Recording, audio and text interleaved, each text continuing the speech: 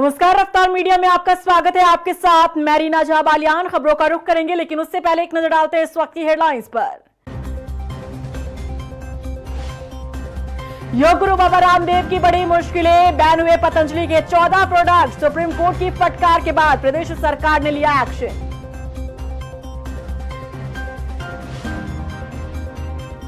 Uttarakhand board का result घोषित। हर साल की तरह इस बार भी लड़कियों ने मारी बाजी। 10वीं की प्रियांशी आई अव्वल, 12वीं में कंचन और पीयूष नंबर 1। लोहाघाट में बढ़ रही पेयजल की समस्या, आक्रोशित हुए ग्रामीण। फूटा जल संस्थान के खिलाफ गुस्सा। सरयू लिफ्ट पेयजल योजना से वाटर सप्लाई की उठाई मांग। एसटीएफ ने दबोचा चाइना की कंपनी के साथ काम करने वाला ठग। विदेशी कॉल को भारतीय नंबरों पर डाइवर्ट करता था आरोपी। बांदा जिला अधीक्षक को भी आया था धमकी भरा कॉल। और चलिए बुलेटिन की शुरुआत कर लेते हैं। बाबा रामदेव की मुश्किलें लगातार बढ़ती दिख रही हैं। पतंजलि मामले में पहले सुप्रीम कोर्ट की फटकार और अब एक्शन में है उत्तराखंड सरकार। धार्मिक सरकार ने पतंजलि के 14 प्रोडक्ट्स को बैन कर दिया है। आखिर क्यों, ये रिपोर्ट में देखिए। फंस गए रे बाबा।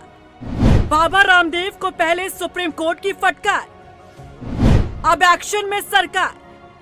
पतंजलि के 14 प्रोडक्ट्स पर बैन, बाबा रामदेव का उड़ गया चैन। अगर आप भी खाते हैं पतंजलि की दवाइयां तो इस खबर से रूबरू होना बेहद जरूरी है। दरअसल उत्तराखंड सरकार ने पतंजलि के 14 प्रोडक्ट्स पर बैन लगा दिया है। इनमें कुछ दवाइयां भी शामिल हैं, जिसका सेवन आप तेजी से करते आ रहे हैं, लेकिन अब इनके लाइसेंस को सरकार ने रद्द कर दिया है। दरअसल इन दिनों बाबा रामदेव पूरी तरह से फंसते दिख रहे हैं। पतंजलि मामले पर पहले सुप्रीम कोर्ट की फटकार और अब एक्शन मोड में है उत्तराखंड सरकार। उत्तराखंड की धार्मिक सरकार ने 2 साल से अटका काम 2 दिन में ही कर दिखाया है। उत्तराखंड औषधि नियंत्रण विभाग के लाइसेंसिंग अथॉरिटी ने पतंजलि की सहयोगी कंपनी दिव्य फार्मेसी को बड़ा झटका दिया है और इस कंपनी के 14 प्रोडक्ट्स पर बैन लगा दिया। दिव्य फार्मेसी की इन दवाओं पर भ्रामक विज्ञापन और ड्रग्स और मैजिक रेमेडिक एक्ट का उल्लंघन का आरोप लगाया है। उत्तराखंड सरकार ने इस कार्रवाई के संबंध में सुप्रीम कोर्ट को भी जानकारी देते हुए एक हलफनामा दायर किया है। अब आपको बताते हैं कि आखिर वो कौन से 14 प्रोडक्ट्स हैं जिन पर बैन लगाया गया है।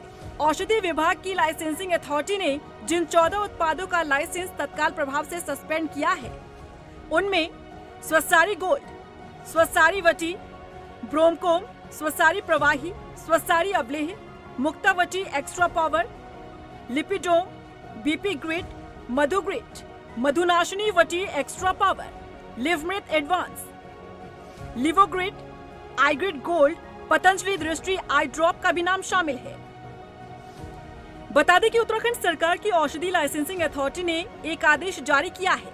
इसमें कहा कि इन उत्पादों के विभिन्न माध्यमों से लगातार भ्रामक विज्ञापनों को लेकर कई शिकायतों का संज्ञान लिया गया है।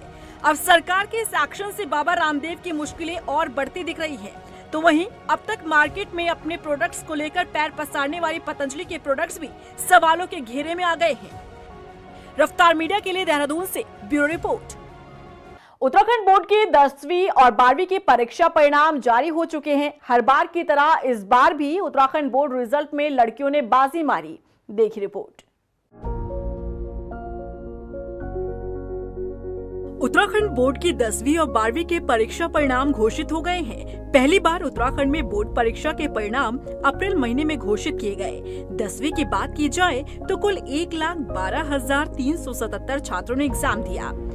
89.14% 10वीं का परीक्षा परिणाम रहा, तो वहीं 12वीं में 92,020 छात्रों ने एग्जाम दिया, जिसमें से 76,039 छात्र पास हुए। तो वहीं 82.63% 12वीं का परीक्षा परिणाम रहा। वहीं जीआईसी गंगोली हाट की 10वीं की छात्र प्रियांशी रावत ने 500 में से 500 अंक हासिल कर 10वीं में टॉप किया है। तो वहीं 12वीं में पीयूष खोलिया और कंचन जोशी ने 498 अंक के साथ टॉप किया। अगर जिलों की बात की जाए तो जनपद बागेश्वर ने हाई स्कूल और इंटर में टॉप किया है। 500 में से 488 मार्क्स मैंने ऑब्टेन किए, लगभग 97 पॉइंट समथिंग परसेंटेज बनती है। उसके अलावा इसमें मेहनत बहुत करी थी, मतलब, और बाकी सब्जेक्ट में भी बहुत इंटरेस्ट था मेरा। सर मैं सभी लोगों को अपने खुद से रिलेटेड जिन लोगों ने मुझे इतना सपोर्ट किया, यहाँ तक बढ़ाया, और स्पेशली अपने पेरेंट्स को, टीचर्स को और कोचिंग सेंटर। कि इस वर्ष गत वर्ष की तुलना में अगर हाई स्कूल का देखेंगे तो लगभग 10% और इंटरमीडिएट में 5% की जो परिणाम है उसमें वृद्धि हुई है। और जो आप समय की बात कर रहे हैं कि समयबद्ध तरीके से हमने समय से पूर्व थोड़ा रिजल्ट निकाला, उसका एक बड़ा कारण ये है कि पिछले वर्ष ऐसी व्यवस्था की गई है कि अगर 2 विषयों में किसी भी छात्र का या तो अंक कम है, यानी प्राप्तांक अगर कम है, या 2 विषयों में अगर वो अनुत्तीर्ण है तो दोबारा परीक्षा दे सकते हैं। प्रियांशी रावत JBSGIC गंगोली हाट पिथौड़ की छात्रा ने हाई स्कूल परीक्षा में 100% मार्क्स लेकर के संयुक्त श्रेष्ठता सूची में सर्वोच्च स्थान प्राप्त किया है।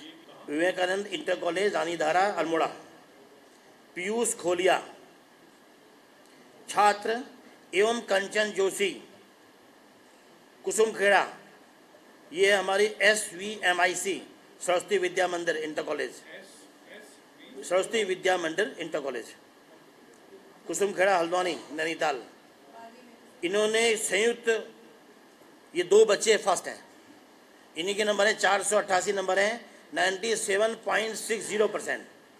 हर बार की तरह इस बार भी उत्तराखंड बोर्ड में लड़कियां लड़कों पर भारी साबित हुई हैं। बोर्ड रिजल्ट में लड़कियों ने बाजी मारी है। इंटरमीडिएट में परीक्षा पास करने वाले लड़कों का जहां प्रतिशत 78.97 है, तो वहीं लड़कियों का प्रतिशत पास होने का 85.96 है। हाई स्कूल में लड़कियों के पास होने का प्रतिशत 92.54 है, तो लड़कों के पास होने का प्रतिशत 85.59 है। वहीं पूरे परीक्षा परिणाम पर नजर दौड़ाएं तो 500 में से 500 नंबर लाने वाली एकमात्र प्रियांशी रावत हैं, जो कि पिथौरागढ़ जैसे दूरस्थ जनपद की रहने वाली हैं। प्रियांशी रावत को फोन कर शिक्षा मंत्री धन सिंह रावत ने बधाई दी और प्रियांशी के उज्जवल भविष्य की कामना की। आपको ढेर सारी बधाई है शिक्षा विभाग की तरफ से भी और शिक्षा मंत्री धन सिंह रावत जी की तरफ से भी। बहुत बहुत धन्यवाद सर। और आपने हमारा उत्तराखंड का नाम रोशन किया है। 500 में से 500 नंबर आए आपके। बहुत बहुत थैंक यू सर। 100% नंबर आए आपकी। हेलो। हाँ प्रियांशी, मैं अजय टमटा बोल रहा हूँ। तुमको बहुत बहुत बधाई, बहुत शुभकामनाएं। आपने पूरे परिवार का, उत्तराखंड का और मेरे पिथौरागढ़ का बहुत ज़्यादा नाम पूरे गौरवान्वित किया है। इसके लिए बहुत सारी शुभकामनाएं आपको, आपकी माता जी को, पापा जी को। हाँ, उत्तराखंड बोर्ड परीक्षा परिणाम की बात करें तो पिछले साल की तुलना में इस बार बोर्ड परीक्षा परिणाम में सुधार हुआ है। साल 2023 में जहां इंटरमीडिएट की परीक्षा परिणाम 80.98 थे, जो इस बार 82.63 तक पहुंच गया है, तो वहीं हाई स्कूल का परीक्षा परिणाम 2023 में 85.27 था, जिसमें बढ़ोतरी होते हुए 89.14 तक पहुंच गया है, जो शिक्षा में सुधार की ओर संकेत करता है। रफ्तार मीडिया के लिए देहरादून से मनीष डंगवाल की रिपोर्ट। उत्तराखंड बोर्ड में हल्द्वानी के हरगोविंद सुयाल इंटर कॉलेज की छात्रा कंचन जोशी ने इंटरमीडिएट में टॉप किया। कंचन जोशी ने 97.60% अंक हासिल कर अपने स्कूल और परिवार का नाम रोशन किया। बता दें कि कंचन के पिता सिक्योरिटी गार्ड की नौकरी करते हैं। बेटी की इस कामयाबी से परिवार में खुशी की लहर है। स्कूल के प्राचार्य KS बिष्ट ने बताया कि कंचन की लगन ने ये मुकाम हासिल करवाया है। बता दें कि कंचन इंजीनियर बनने का सपना देख रही है।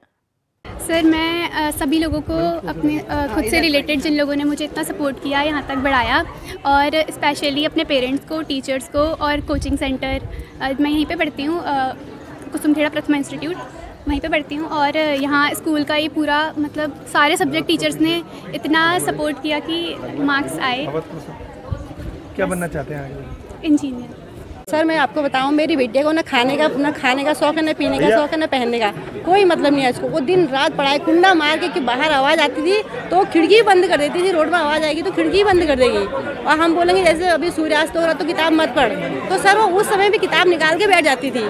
तो हम बोलते इस सब पूजा पाठ करो, अपना ऐसा करो। तो वो ऐसे बोलती है कि मन में ऐसा होना नहीं चाहिए, कि मन में होना चाहिए, ऐसे भाव रखने से होता है, कि पूजा पाठ करने से नहीं होता है। उधर उत्तराखंड कांग्रेस के प्रदेश प्रवक्ता जितेंद्र सिंह बिष्ट ने UPCL के MD अनिल यादव पर गंभीर आरोप लगाए हैं।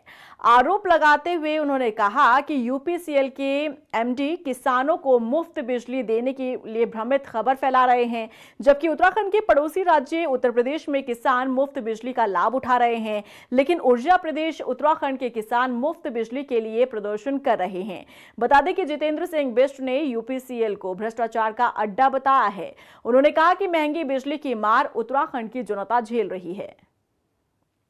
देखिए, हम ऊर्जा प्रदेश की बात करते हैं और लगातार उत्तराखंड मांग करता है कि हमें ऊर्जा के बदले आप ग्रीन बोनस दीजिए, हमारे उत्तराखंड वासियों को बिजली के जो बिल हमारे आते हैं उसमें छूट दीजिए। आप दूसरे राज्यों में यहाँ से बिजली, जहाँ एक भी डैम नहीं है, जहाँ कहीं पर कोई जल विद्युत परियोजनाएं नहीं है, वो राज्य तक अपने प्रदेशवासियों को राहत पहुँचाने के लिए फ्री में बिजली दे सकते हैं। तो क्या हमारे प्रदेश के वासियों को क्या फ्री बिजली नहीं मिलनी चाहिए?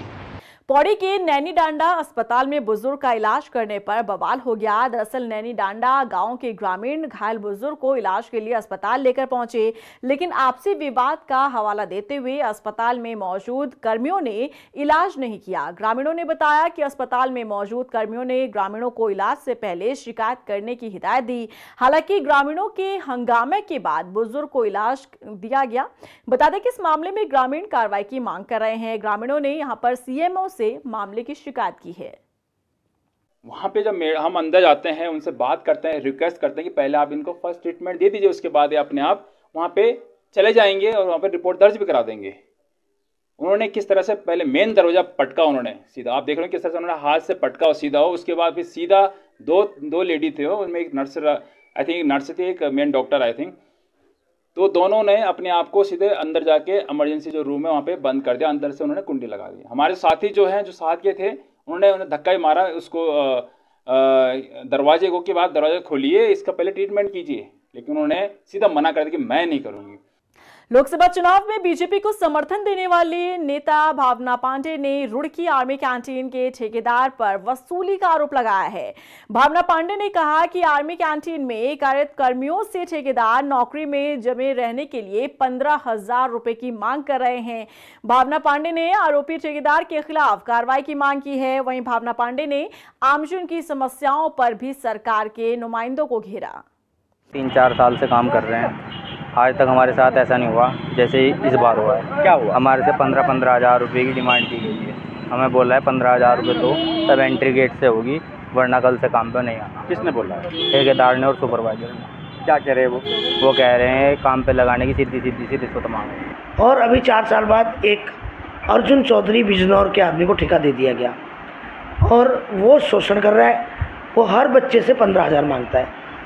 तो 15,000 बच्चे जब 12,000 तनख्वाह लेंगे और इतनी महंगाई का ज़माना है, इतनी बेरोजगारी है, और कहाँ से वो 15,000 देगा रिश्वत के? और ये रिकॉर्डिंग भी है कि वो रिश्वत मांगी गई। 4 साल बाद उनको एक बाहर निकालना ये बहुत ही दुर्भाग्यपूर्ण है। अभी चुनाव का रिजल्ट नहीं आया और उन्होंने काम शुरू कर दिए। वहीं भारतीय सेना में अपनी सेवा दे रहे देवभूमि के लाल प्रणय नेगी कारगिल में शहीद हो गए। जानकारी के मुताबिक प्रणय नेगी की कारगिल में मौसम बदलने के बाद तबीयत बिगड़ गई। मंगलवार देर रात परिवार को बेटे के शहीद होने की खबर मिली। बता दें कि प्रणय नेगी भारतीय सेना में मेजर के पद पर तैनात थे। 3 साल पहले उनकी शादी हुई थी। जानकारी के मुताबिक बुधवार को शहीद का पार्थिव शरीर उनके घर पर पहुंचेगा। इस खबर के बाद से क्षेत्र में माहौल गमगीन हो चुका है। लोहाघाट के ठाराडोंगा क्षेत्र में ग्रामीण पेयजल किल्लत से परेशान हैं। ग्रामीणों का आरोप है कि जल संस्थान हफ्ते में सिर्फ 3 दिन पेयजल सप्लाई कर रहा है, लेकिन ये पर्याप्त नहीं है। बता दें कि नाराज ग्रामीणों ने खाली बर्तनों के साथ जल संस्थान के खिलाफ प्रदर्शन किया। ग्रामीणों ने क्षेत्र में सरयू लिफ्ट पेयजल योजना से वाटर सप्लाई की मांग की। साथ ही मांग पूरी न होने पर हाईकोर्ट में शासन प्रशासन के खिलाफ जनहित याचिका दायर करने की चेतावनी दी। इसमें मुख्य रूप से जो इसकी मूल समस्या है वह है चारों तरफ पानी के स्रोतों में पानी की कमी हो जाना। जैसा कि सभी जगह पानी की कमी हो रही है। जैसा कि आपको पता ही है, लोहाघाट में बहुत ज्यादा जनता है, पॉपुलेशन ज्यादा है, तो यहाँ बिना किसी बड़ी योजना के समस्या का समाधान नहीं हो सकता है। या तो ऊपर वाला ही मेहरबान हो, लगातार बारिश होते रहे क्षेत्र में, जबकि ऐसा नहीं हो रहा है। तो बड़ी नदियों से जब तक बड़ी योजना नहीं बनेगी इसका समाधान नहीं हो सकता है।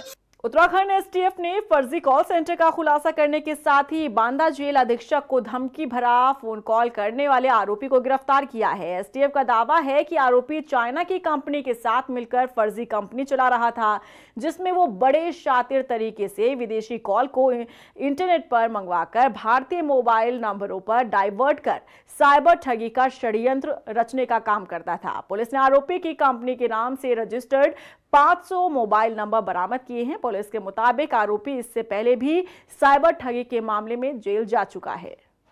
देखिए, पिछले दिनों एक सूचना प्राप्त हुई थी जिसमें कि बांदा जेल के सुपरिंटेंडेंट को एक थ्रेट कॉल आई थी और वो कॉल थी वो देहरादून स्थित किसी लैंडलाइन नंबर से की गई थी।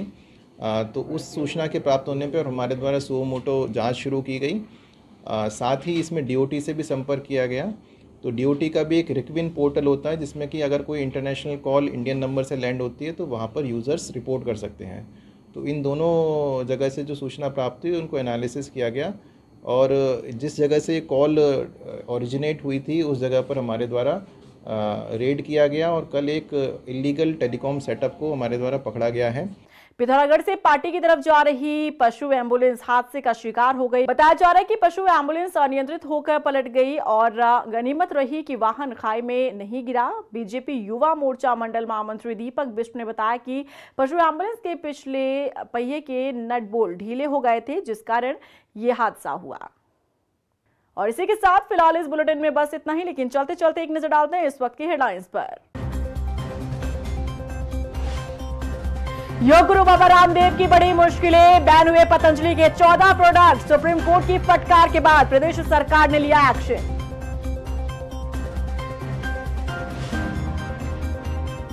उत्तराखंड बोर्ड का रिजल्ट घोषित। हर साल की तरह इस बार भी लड़कियों ने मारी बाजी। 10वीं की प्रियांशी आई अव्वल, 12वीं में कंचन और पीयूष नंबर 1। लोहाघाट में बढ़ रही पेयजल की समस्या, आक्रोशित हुए ग्रामीण। फूटा जल संस्थान के खिलाफ गुस्सा। सरयू लिफ्ट पेयजल योजना से वाटर सप्लाई की उठाई मांग। एसटीएफ ने दबोचा चाइना की कंपनी के साथ काम करने वाला ठग। विदेशी कॉल को भारतीय नंबरों पर डाइवर्ट करता था आरोपी। बांदा जेल अधीक्षक को भी आया था धमकी भरा कॉल।